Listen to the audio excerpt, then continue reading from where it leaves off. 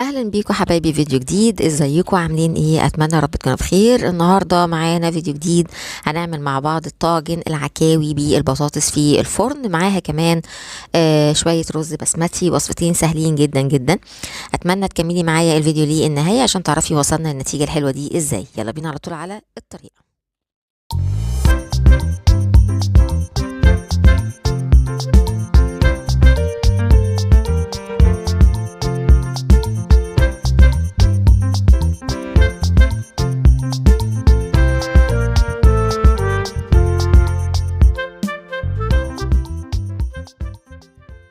اول حاجه جبت حله على النار، حطيت فيها مكعب من الزبده.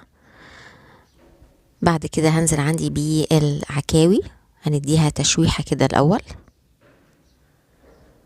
اهو بالشكل دوت. تاخد بس لون من الناحيه دي، اقلبها على طول على الناحيه التانية.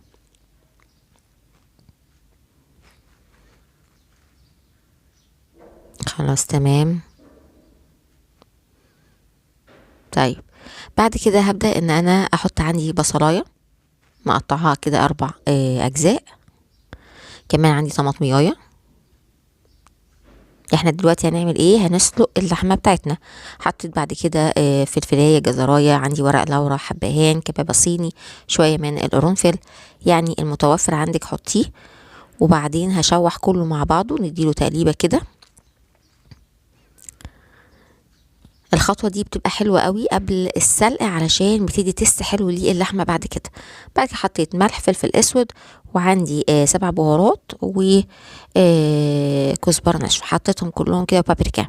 حطيتهم كلهم على اللحمة وقلبتهم. نحط المية تكون سخنة عشان تسرع من التسوية على طول. وهسويها 3/4 تسوية، مش هسويها تسوية كاملة لان احنا لسه هندخلها الفرن. طيب نغطي عليها. خلاص كده هي تعتبر استوت 3/4 تسوية زي ما قلتلك. هصفيها من الشوربة، نطلعها كده من الشوربة بتاعتنا.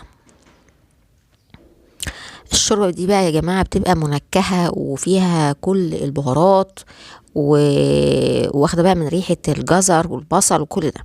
تعالوا بقى نجيب الطاجن بتاعنا. هجيب عندي البطاطس عندي حطاها في شوية مية علشان ما تسودش، ومقطعاها دي شرايح كده نص سنتي. بعد كده هجيب عندي فلفل، عندي جزر، عندي طماطم، عندي بصل، كل ده متقطع جوليان. وبعدين هحط عندي شوية من الكزبرة الخضراء. عندي كمان البهارات، هحط الأول مكعب من المرقة. عندي البهارات عبارة عن فلفل اسود وبابريكا وشطة، وعندي 7 بهارات وكزبرة ناشفة. هحط عندي بعد كده شوية ملح طبعا. نقلب كل الحاجات دي مع بعضها كده، ندعكها دعكة حلوة كده كلها، عشان احنا كده نعتبر كمان بنتبل الخضار وبنتبل البطاطس اللي موجودة عندنا.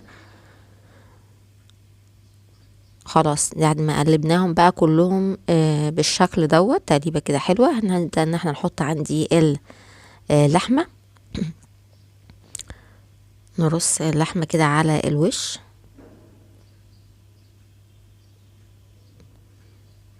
خلاص تمام. هجيب بعد كده عندي بقى معلقتين من الصلصة. عندي طماطم كمان معصورة، نص كيلو من الطماطم معصورة. هحط عليها معلقتين من الصلصة، وهقلب كل ده مع بعضه، وهحطها على البطاطس واللحم. حاول ننزل كده الطماطم تحت شوية، لأنها طبعا يعني بتبقى الحاجات الموجودة تحت بتخلي الطماطم ما هياش نازلة تحت. أنا بقولك إن اللحمة بصي بتشد شوية، ما هياش لسه مستوية اهي. بصي لسه بتشد كده، هي بتتقطع ولكن لسه بتشد، ما هياش مستوية. احنا هنكمل التسوية بتاعتها مع طاجن البطاطس بقى. شوية من الشوربة. خلاص تمام. بعد كده هجيب عندي بقى ورقة زبدة، نكشكشها كده شوية.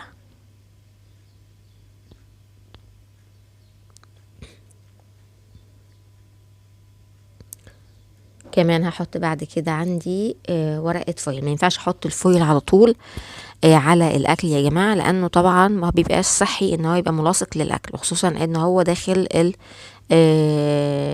في النار او في حرارة.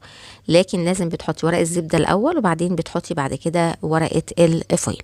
هندخله الفرن، هنحطه على درجة حرارة 200. هنظبط الساعة بتاعتنا او التايمر بتاعنا على مدة ساعة. تعالوا نعمل شوية رز بقى على بال ما البطاطس واللحمة تخلص معانا. جبت عندي حلة على النار، حطيت فيها مكعبين من الزبدة، بصلاية صغيرة او متوسطة كده مفرومة ناعم، هحط مكعب من المرقة، هحط عندي بعد كده شوية من الملح، كمان هحط عندي شوية من الفلفل الاسود. ندي تقليبة كده بسيطة، المكعب بس يدوب. خلاص تمام. بنزل عندي بكوبايتين من الرز البسمتي، او تقدري تستخدمي الرز المصري، مفيش مشكلة، اللي تحبيه والمتوفر عندك استخدميه. نشوح تشويحة كده كل ده مع بعضه.